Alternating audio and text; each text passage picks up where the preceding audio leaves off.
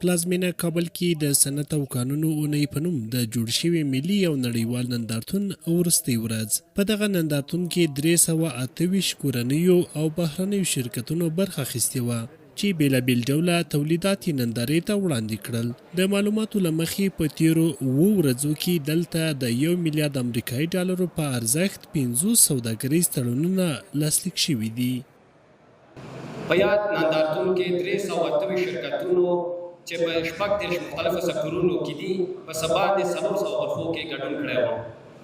د یاد نندارتون د بي او نورو ناستو په جریان کې د شاوخوا 1 میلیارډ ډالر په ارزښت په بیلابیلو برخو کې 50 دفعه امریکونه او قراردادونه لاسلیک شوي.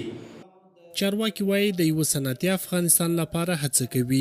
د دوی په خبره د پانګوالو ملاتړ او کورنیو تولیداتو ته د نړیوال بازار موندل او شهرت ورکول یې له لومړیتوبونو دي. د صنعت او سوداګرۍ وزیر نورالدین عزیزي وایي دا مهال په افغانستان کې له 2000 ډوله ډیر توکي تولیدیږي چې له دې ډلې د نږدې 300 قلمه تولیداتو له اړخه هیواد په بشپړه توګه پر ځان بسیا شوی دی. ان شاء الله صنایع و معدن ما در خارج دیگه نمایش‌ها باید داشته باشن، خودشان ابتکار کنن.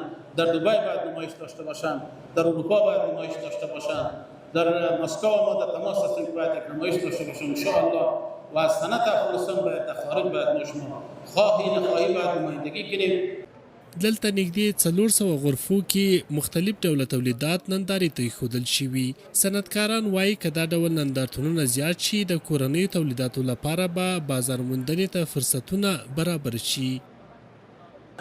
ما در نمایشگاه 7 روز شد که بخیر اشتراک کردیم. امروز روز آخر نمایشگاه است. نمایشگاه خوب بود در کل. دید بازدید مردم ها خوب است. نمایشگاه حضور برگزاری همچون نمایشگاه به خاطر آگاهی مردم بسیار تاثیرات خوب و مثبت خود داره. چې ډېری خلک ناخبره وو، خو دا یو مهم فرصت دی تر څو موږ خلک خبر کړل زموږ د لاسته راوړنو نړیوالو معیارونو او لوړ کیفیتونو څخه. د یادولو ده چې د 7 ورځو لپاره د صنعت او قانونو اونۍ په نوم جوړ شوی نندارتون نن سه شنبه پای ته ورسید او په یاده موده کې سلګونه زره کسانو له یاد نندارتون څخه لیدنه کړې.